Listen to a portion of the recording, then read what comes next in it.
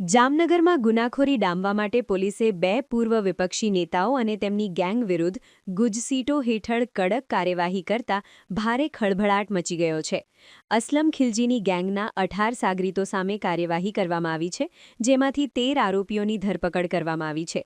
બીજી તરફ પૂર્વ કોર્પોરેટર અલ્તાફ ખફી ગેંગના 11 આરોપીઓ વિરુદ્ધ હત્યા, દુષ્કર્મ અને નાર્કો સહિતના 52 ગંભીર ગુનાઓ દાખલ થયેલા છે. શહેર ડીવાયએસપી જયવીરસિંહ ઝાલાના નેતૃત્વમાં એલસીબી અને એસઓજીની ટીમો દ્વારા આ ગેંગની ગેરકાયદેસર મિલકતોની પણ તપાસ શરૂ કરવામાં આવી છે. પોલીસે સ્પષ્ટ ચેતવણી આપી છે કે જો આ મિલકતો ગેરકાયદેસર જણાશે તો તેને તોડી પાડવામાં આવશે. હાલમાં નાસી છૂટેલા અન્ય આરોપીઓને પકડવા માટે પોલીસે ચક્રો ગતિમાન કર્યા છે. આજરોજ જામનગર જિલ્લામાં એ ડિવિઝન પોલીસ સ્ટેશનમાં 2 એફઆઈઆર ગુજસીટોકની કલમ 312, 32, 34 અને 35 મુજબ નોંધવામાં આવેલી છે.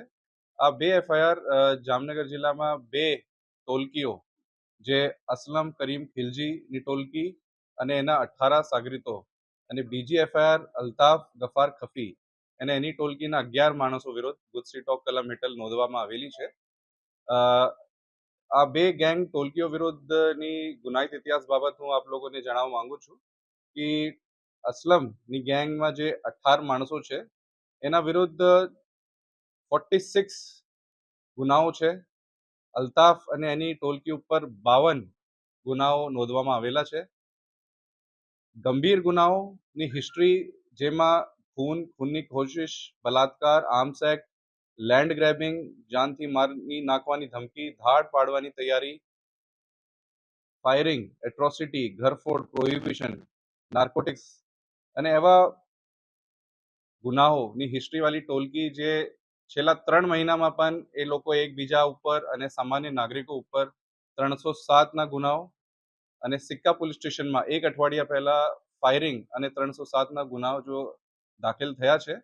એ પ્રકારની હિસ્ટ્રીને જે 2 ટોલકી વિરુદ્ધ છે એના વિરુદ્ધ એના ગુનાઓને ધ્યાનમાં રાખતા અને એના જો ગેંગ મેમ્બર્સ છે એના વિરુદ્ધ અમે એક 2 ફરિયાદ સિટી એ ડિવિઝનમાં આજે નોંધવામાં આવેલી છે. એના પછી અસલમ ખિલજી અને એને 18 સાગરીતોમાંથી અત્યારે અમે 13 આરોપીઓની ધરપકડ કરેલી છે. 5 આરોપીની ધરપકડ કરવાની બાકી છે. અલ્તાફ ગફાર ખફીની 11 લોકોની જે ટોલકી વિરુદ્ધ અમે ગુના દાખલ કર્યું છે એમાંથી 8 આરોપીઓ અત્યારે જેલમાં છે જે ફાયરિંગ અને 307ના ગુનામાં આરોપી છે. અને સાથ એક આરોપીને અમે આજે અરેસ્ટ કર્યું છે અને 2 બાકી છે. સાથે સાથ આ તપાસ દરમિયાન તપાસ ડીવાયએસપી સિટી જયવીર ઝાલા દ્વારા કરવામાં આવશે. આ તપાસમાં અન્ય કોઈ ગેંગ મેમ્બર, અન્ય કોઈ માણસ એની મદદ સગવડ કરતા આપતા હોય એની પણ અમે એની ધરપકડ કરશું. સાથે સાથ એ લોકોએ જે પણ ગેરકાયદેસર મિલકત પોતાની એ ગુનાહિત ઇતિહાસથી અને પ્રવૃત્તિઓથી જે વસાવી છે એની પણ અમે તપાસ કરવામાં આવશે અમારી દ્વારા. જે કલમ છે જેમાં ગુનાહિત ટોલકી ઓર્ગેનાઇઝડ ક્રાઇમ સિન્ડિકેટ જેમાં કહેવામાં આવે છે, જે ટોલકી એક્ટિવ હોય, જેની ગતિવિધિઓ ચાલતી હોય, જે રીતે મેં કીધું આપને છેલ્લા 6 મહિનામાં એ લોકોએ 3 થી 4 ગંભીર ગુના એકબીજા ઉપર કર્યું છે. સાથે સાથે આમને સામનેના ગુનાઓ છે અને સાથે સાથે સામાન્ય નાગરિકોને હેરાન કરવાની અને એને વિરુદ્ધ પણ ગુના કરવાની ટેવવાલા છે.